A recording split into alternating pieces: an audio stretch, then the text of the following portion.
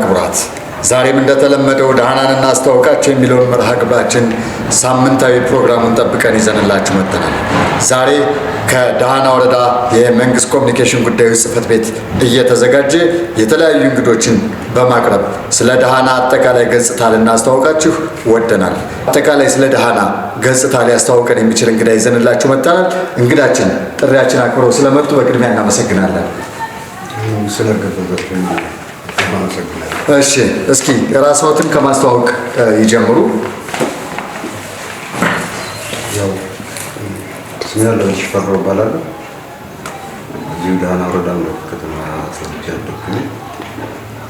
በወረዳው ለደሃና ወረዳ ስራና ስልጠና ጽሕፈት ቤት ሰራተኛ ነኝ ማለት ነው። እሺ፣ የሚታወቀው እንግዲህ እርስዎ ከዚህ በፊት በመምህርነት ሙያ በተለይ ደግሞ በታሪክ ተምረው በመምህርነት ሙያ ሲያገለግሉ የነበሩና ከዛ ከተወሰነ ጊዜ በኋላ ወደ ጽሕፈት ቤት የገቡበት እድል አለና እንግዲህ እስኪ እርስዎን ዛሬ እንድንጋብዝዎት የወደድነው ከታሪክ አንጻር ደሃና ማለት መቼ ተመሰረተ፣ እንዴትስ ደሃና የሚለውን ስያሜ ያገኘ የሚለውን እስኪ ከብዙ በጥቂቱ ባጭሩ ቢያብራሩልን። እሺ፣ ያው እንደሚታወቀው ብዙ ጊዜ በሀገራችን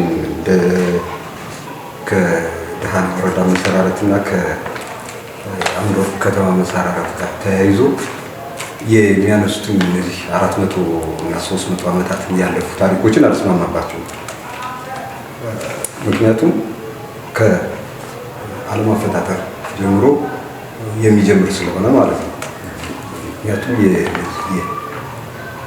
የኢትዮጵያውያን ዘር የሚመዘዘው ከአዳም 6ኛ ትውልድ ከያሬድ ከዛ እንደሚመዘዝ ብዙዎች እንትን ይላሉ። ከጥፋት ውሃ በፊትም ከያሬድ ወገን የሚመዘዝ ቀዳማዊ ወይም ኦሪ አንደኛ ተብሎ ይመራ ተብሎ በንግስና ስም ይመራ የነበረ ንጉስ እንደነበረ ከሱ ተከትሎ ከኖህ ዘመን በኋላ ከጥፋት ውሃ በኋላ ኖህም ከነ ልጆቹ ኢትዮጵያ ውስጥ ይኖር እንደነበረ ሁለቱ ልጆቹ ወደ አውሮፓና ወደ ኤሽያ እንደሄዱ የሚያሳዩ ድርሳናት አሉ። ከነዛ አንጻር በምናይበት ጊዜ በፈረንጆቹ አቆጣጠር 2008 አካባቢ ነው ሱዳን አካባቢ ከነበረ ጥንታዊ ቤተ መቅደስ ጀበል ኑራ የሚባል ቦታ ላይ ከተገኙ መጽሐፍትና ጥቅሎች መካከል የኖህ ሕግጋት የሚተዳደርባቸው ይመራባቸው ያስተዳድርባቸው የነበሩ ሕግጋት እና ልዩ ልዩ የታሪክ መጽሐፍት እንደተገኙት እንደሚያስረዳው ከሆነ ደሃና ከዛ ጀምሮ መሰረት የነበረውና ቀደምት ቦታ እንደሆነ የሚያሳይ ነው። ያን እንትን ለማድረግ ያህል በተለይ በስፋት የተለያዩ ሃይማኖታዊና ኢኮኖሚያዊ እንቅስቃሴዎች ሲደረጉ የነበሩበት ዘመን ስናይ የዚህ 1535 እንደዚህ ተመሰረተች የሚለውን በምንተውበት ጊዜ ከንግስተ ሳባ በመሰረቱ የአገው ታሪክ ከነሃና ከነፑንት ዳማት ታሪክ ጋር የተያያዘ ነው። ከዛ ወጥተን ግን የዚህ የማህበረሰቡን ታሪኩንና የቦታውን አመሰራረት በምናይበት ጊዜ ግን በንግስተ ሳባ ዘመነ መንግስት በአክሱማይት ሲቪላይዜሽን ፔሪድ ማለት ነው። ከዛ ተነስተን በምንመጣበት ጊዜ በጣም ጎልቶ የሚታየው ከንግስተ ሳባ የንጉሠ ነገስትነት መንበሩን የተረከበው ልጇ ቀዳማዊ ምኒልክ ከሱ ጋር ተያይዞ ስታነሳው ሰፋ ብሎ የሚገኘው ከዛ አንጻር ሰፋ ብሎ ይገኛል ያልኩበት ምክንያት ዋናው ምንድነው? ቀዳማዊ ምኒልክ የነገሰው ከክርስቶስ ልደት በፊት 1029 ዓመት በፊት ገዳማ እሱ በዛን ወቅት በንጉሠ ነገሥት ኢትዮጵያ ተብሎ በሚነግስበት ወቅት ከአባቱ በ20 ዓመቱ ሂዶ ከ3 ዓመት ቆይታ በኋላ ኢትዮጵያ ውስጥ ተመልሶ ከመጣ በኋላ የይሁዳን ዘውድ እና ንግስና ስርዓትን ይዞ የመጣ ያኔ እሱ በሚመጣበት ጊዜ በእናቱ ዘመን ንግስተ ሳባ የኢትዮጵያ ገዥ እና በምታገለግልበት ጊዜ የቀዳማዊ ዛጉዌ የወንድሙ እናት የምትሆን ንግስተ ሳሆይ የምትባለው የአገው ንግስት ነች። ያቺ የአገው ንግስት ደግሞ ንግስተ አዜብ ተብላ የምትጠራ ደቡባዊው የኢትዮጵያን ክፍል ታስተዳድር የነበረች ነች። ልክ ቀዳማዊ ሚኒሊክ ከእናቱ ከንግስተ ሳባ መንበረ ስልጣን እንደተረከበው የደቡባዊ ግዛት ገዢ ወይም ንጉስ ሆኖ ደግሞ ዛጉዌ በምትኩ ተተክቷል፣ በእናቱ በንግስተ ሳባ ምትክ። እነዚህም በርካታ መጽሐፍት ላይ ማግኘት ይቻላል። ለምሳሌ የፕሮፌሰር ፍቅሬ ቶሎሳ መጽሐፍ የአማራና የኦሮሞ እውነተኛ የዘር ምንጭ የሚለው መጽሐፍ ብትለው በደንብ አብራርቶ ያስቀምጠዋል። ከዛ ጋር ተያይዞ እሱ በሚያስተዳድርበት ጊዜ ግዛቱን እያስፋፋ ወደ ድሃና መጣ ነው። አሁን እንደምንጠራው እኛ ደ ተብሎ ሳይሆን ድሃና ተብሎ ባይቀረው ድሆች ሁሉ የሚሰባሰቡበት ሰርተው የሚያደርጉበት የሚለወጡበት ቦታ እንደሆነ ወደዚህ ቦታ በመጣ ጊዜ ከፍ ያለ ለኑሮ ተስማሚ አየር ያለው ውሃ ያለው ስትራቴጂካዊ ጠቀሜታው በአራቱ ማዕዘን ምቹ የሆነ ቦታ ላይ አረፈ። የወርቅ አምድ ተከለ፣ በዛም ከተመ ማለት ሰፈረ ይላል። ከተማን መሰረተ ነው። የአምድ ወርቅ መሰራረትን ከዚህ ጋር እናያይዘዋለን። ስለዚህ ድሃና የምንለው ልክ ብዙ አፈታሪኮች አሉ። መጀመሪያ ማዕከሉ የት ነበረ? ሲውራ አካባቢ፣ አባማ አካባቢ የሚገኝ ቦታ ትግሬው አካባቢ የሚባል። ከዛ በኋላ ወደ ጉይ ሜዳ መጡ፣ ሲልዳ ላይ፣ ከዛ መጡ ዝብና ላይ የሚሉ እንትኖች አሉ። ከቀዳማዊ ዛጉዌ በምንነሳበት ጊዜ መጥቶ ከተማ የወርቅ አምድም ተከለ፣ እዛም ከተማ መኖር ጀመረ። ያን እንትን ካልን በኋላ እንደገና የመሪ ራስ አማን በላይ የዚህ ጀበል ውባ የሚባለው ቦታ ላይ በቁፋሮ የተገኙት መጽሐፍትና ጥቅሎች መካከል ደግሞ ቀዳማዊ ዛጉዌና ቀዳማዊ ሚኒሊክ ከአባታቸው ከሰለሞን ከንጉስ ሰለሞን ደርሰው በሚመጡበት ጊዜ በርካታ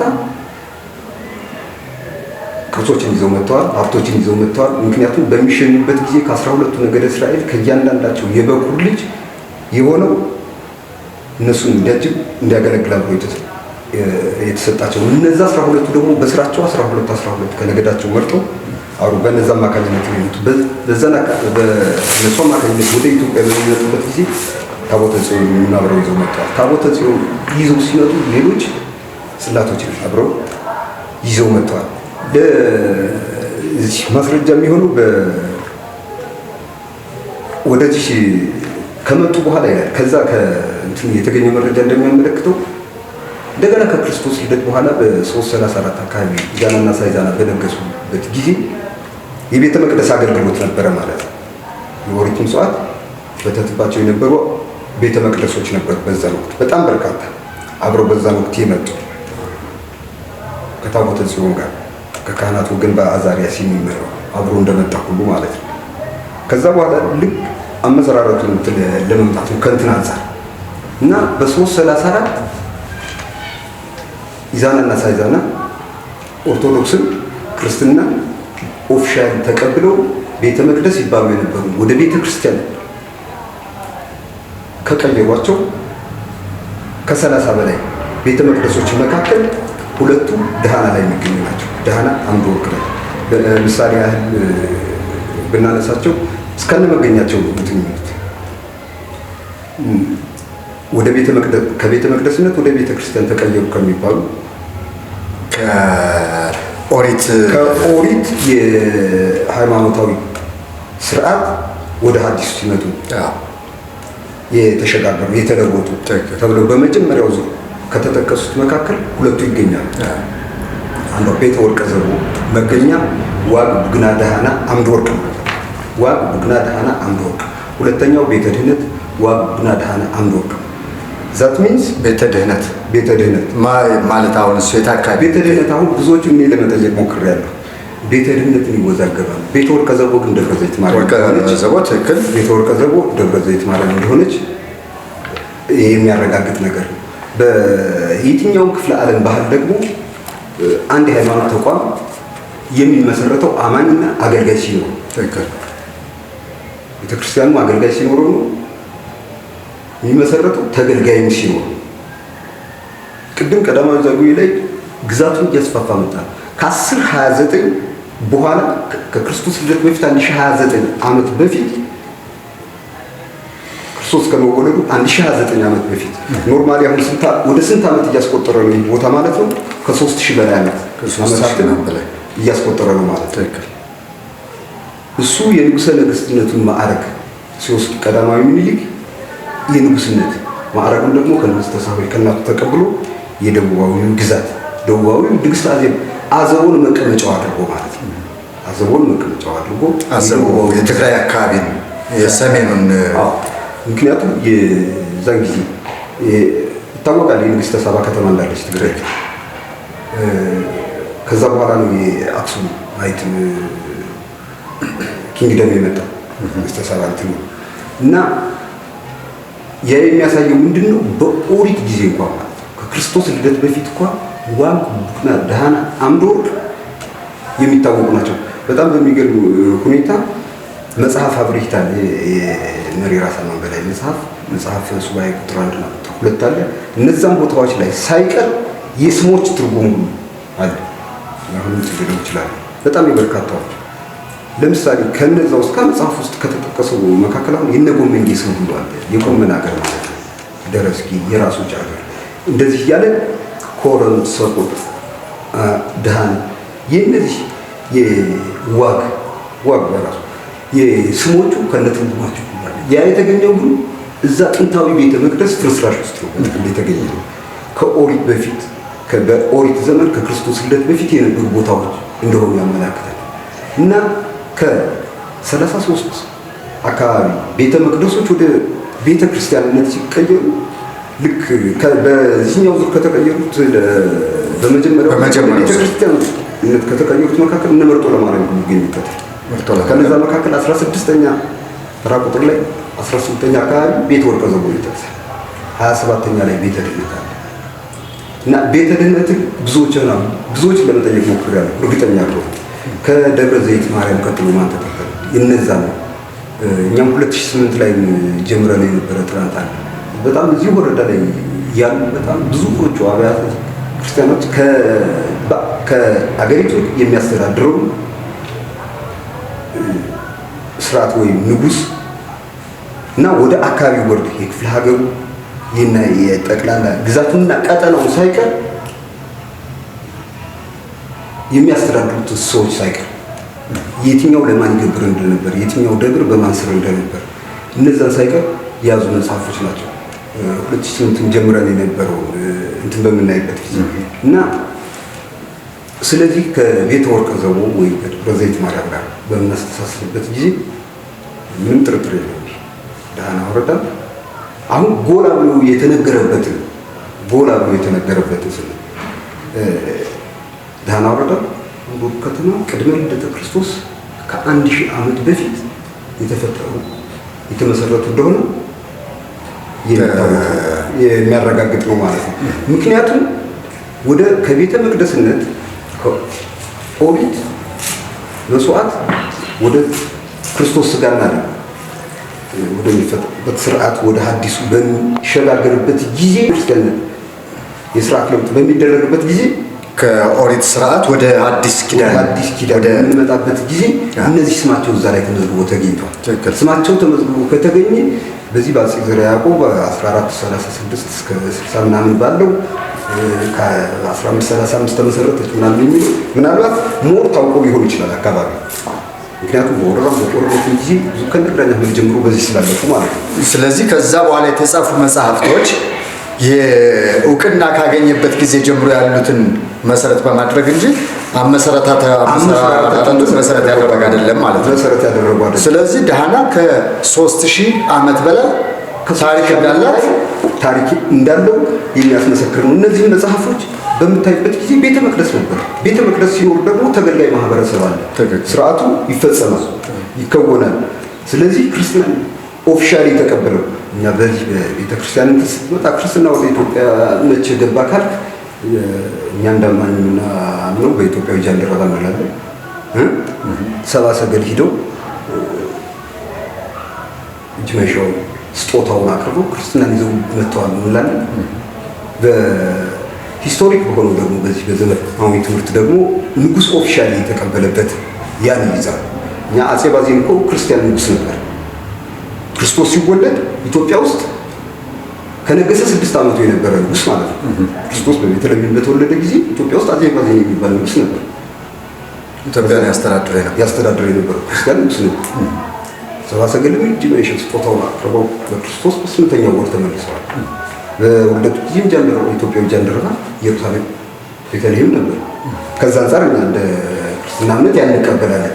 በታሪኩ ደግሞ የኢዛናና የሳይዛና ታሪክ ኦፊሻሊ የተቀበሉበት ቤተ መቅደሶችን ወደ ቤተ ክርስቲያን የቀየረበት እነዛ ሲዋጉና ዳህና እንደወርዱ ይታወቃል።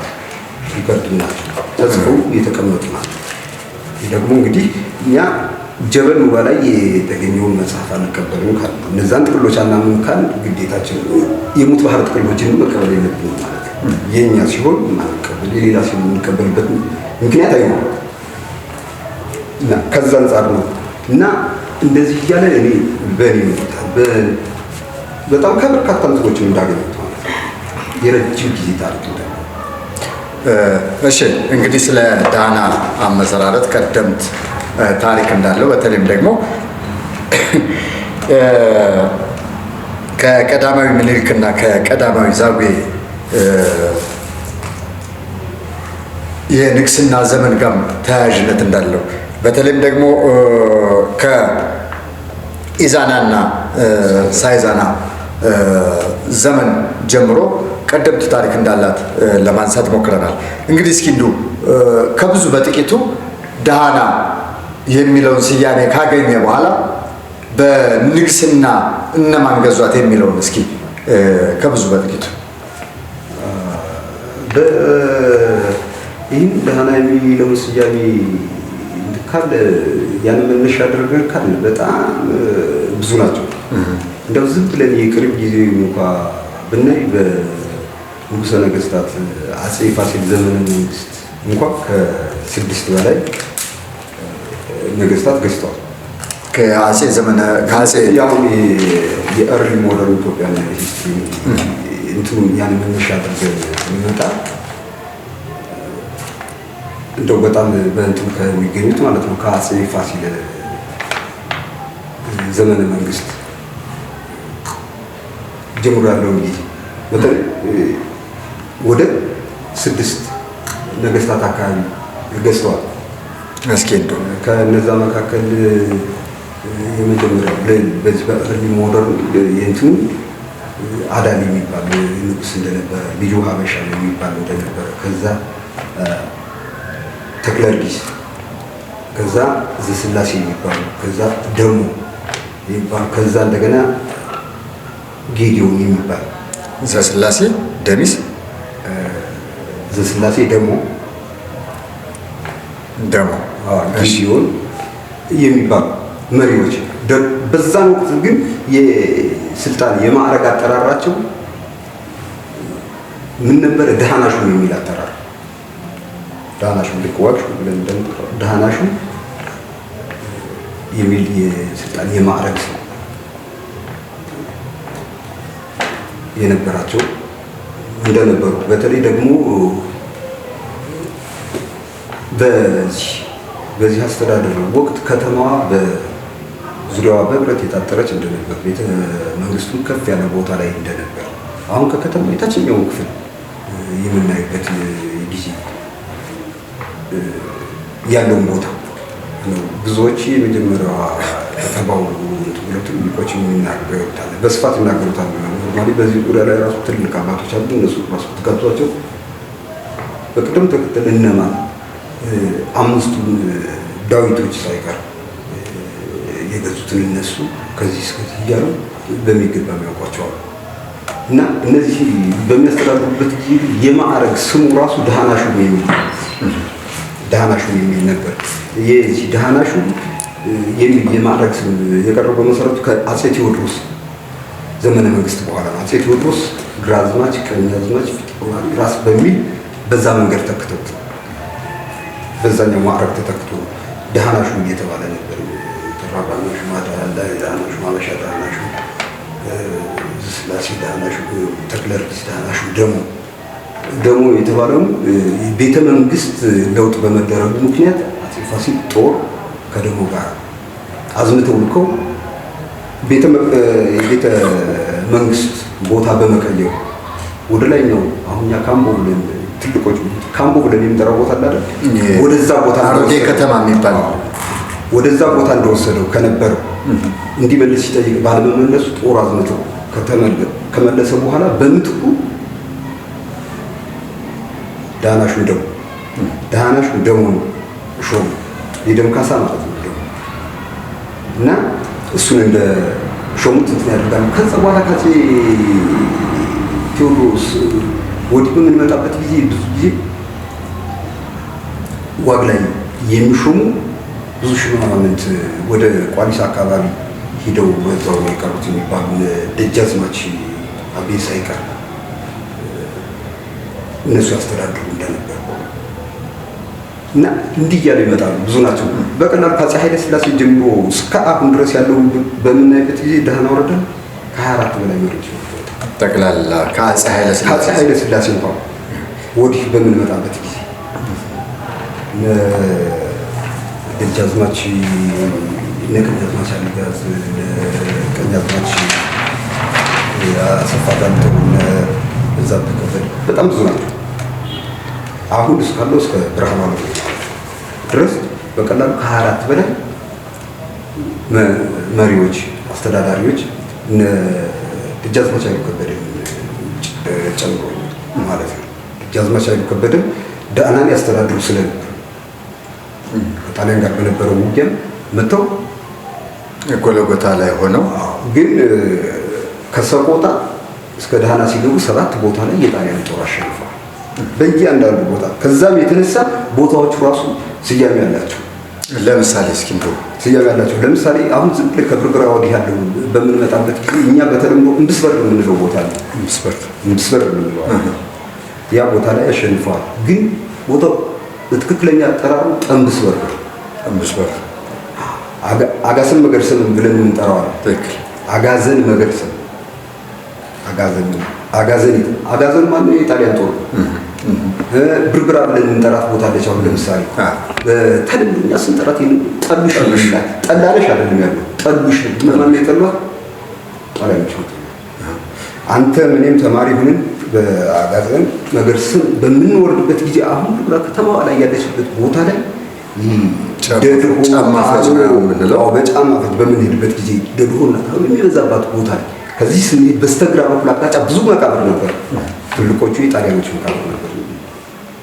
ስለዚህ ጠሉሽ የምትባለው ቦታችን ጣሊያኖች ያመጡባት ነው እና በጣም በርካታ አደረጃጀታቸው የነበረው አሁን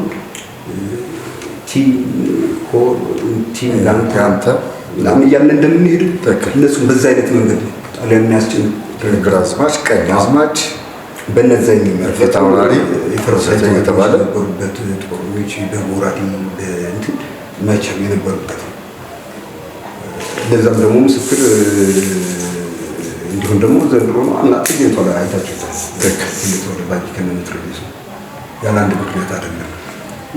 እንደው ሰፋ ብሎ ራሱ በዚህ ጉዳይ ላይ ራሱ አሁን የቅርቡ ጊዜ ጉቢ ይቀር ትልቆቹ ሌሎች እንትኖች ተወሰነ ጥናት ያደረጉ ሰዎች እንደሚናገሩት ከማይጨው ጦርነት ያልተናነሰ ነው የሲልዳ ጦርነት ይላል። በአንድ ዘፈን ብቻ ነው እና ሲልዳ ጦርነት ምን አይነት ልክ እንደነበረበት አሁን ያልኩ ከተማ ተመሰፈ። ለምሳሌ ሲልዳ በአንድ ዘፈን ብቻ ነው የምናውቀው። በአንድ ዘፈን ብቻ ነው በሲልዳው ጦርነት ያሉ በጃዝማች ኃይሉ ከበደ ወይም ጀነራል ኃይሉ ከበደን የሚያነሱበት ነው። እስኪ እንደው ያው አንድ ታሪክ ስለሆነ ታሪክ ነው፣ ግን ጣሊያኖች ጋር በጣም ሰፊ የሆነ ትልቅ ያለው ጦርነት ያደረጉት ከዛ በኋላ በሽምቅ ውጊያ በፈጣን ውጊያ ጣሊያኖች ሊያስወጡ ቻሉ። እሳቸውና ጦራቸውን ማግኘት አልቻሉ። ከዛ ኪሳራው ስለበዛበት ነው በመሰረቱ ከሲልዳ ጀምሮ ነቅሎ እንደገና ተመልሶ የጣሊያን ጦር ሄደ።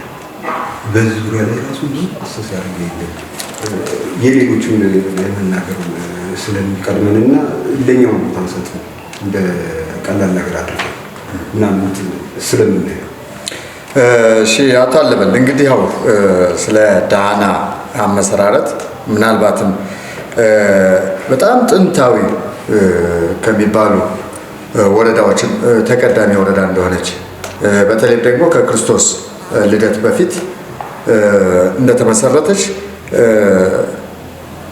የተለያዩ አካባቢዎች ላይ የተገኙ መጽሐፍቶችና ጥቅሎች እንደሚገልጹ አብራርተውልናል። እንደሚታወቀው እንግዲህ የሆነ ቦታ ላይ አንድ የእምነት ተቋም ሲመሰረት አማኝ ሲኖረው ተከታይ ህዝብ ሲኖር ነው እና ይህ መነሻ ሀሳብ ትክክል ነው እና ጽላቶችን አብረውበታል። ከነዛ መካከል እስካሁን እንዳለ ጊዮርጊስ እንዳልከው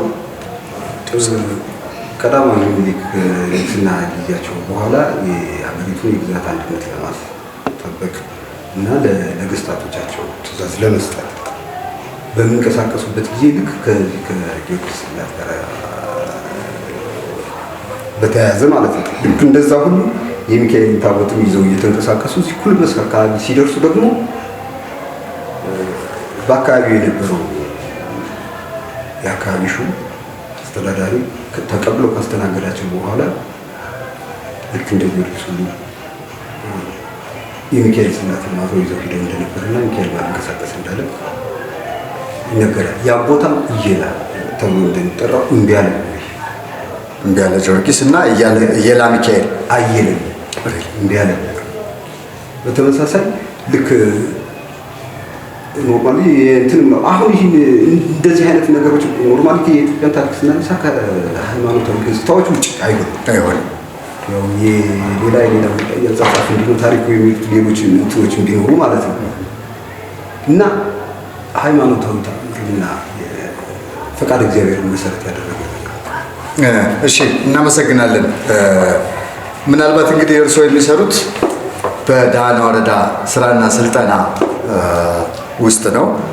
እንግዲህ ዳህና ቀደምት ታሪክ ያላት ወረዳ ከመሆኗም ጋር ተያይዞ በጣም በርካታ ሀብት አላት ተብሎ ይታሰባል እና እንደ ተቋም የሚያስተላልፉት መልእክት ካለ ሰፊ የሰው ኃይል አለ፣ ሰፊ መልማት የሚፈልግ ሀብት አለን። ያን ሀብት መሰረት አድርጎ ተጠቃሚ ሊሆን የሚችል የሰው ኃይል አለን እና እንደው እስኪ የሚያስተላልፉት መልእክት ካለ ከተቋምም አንፃር ይታወቃል። እኔ በአንድ በኩል ደስ የሚለኝ ነገር አሁን እና የምትጽናናበት ዋግ እንደ ዋግና ዳህና ከሌሎች አካባቢዎች በብዙ መንገድ ይለያል።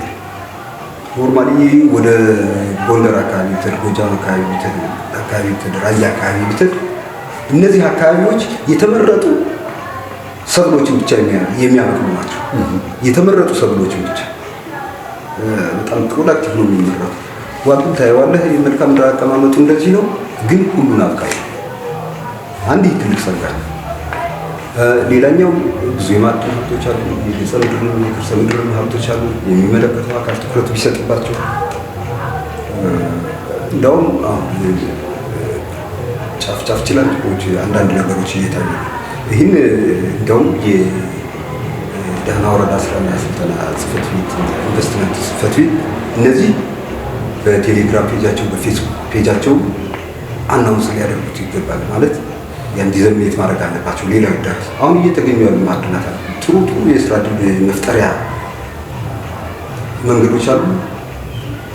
እነዛን አስተውሎ ቢያቸው ቢያስጠማቸው በጥናት ላይ ቢመሰረቱ በጣም ብዙ ጸጋ አለ። ማንንም አጠብቅም ወደ እነዚህ ላይ እንደዚህ እንትን ለይድልህም እንትን አትነሳ። የወረዳው አስተዳደሩ ሌት ያለ በጣም ይሄ ሌት ያለ ትኩረት ቢሰጥ እና እዚህ ላይ ቢሰራበት የተሻለ ነው ይመጣል ብዬ አስባለሁ። አሁን እናስተውለው ምንድነው የተናጠለች አለ ብዙዎቹ ሴክተሮች ያንደኛው ስራ ይህን ስራ ነው ሳዳው ድረስ ያሉን ተስፋዎች ተስፋ መጥፎ ናቸው። ተስፋዎቻችን ይዘገያል። በጥቅሉ በጣም በርካታ ሀብት አለን። ማዕድናት አሉ። ለምሳሌ የምነግርህ ነው የኦፓል ማዕድን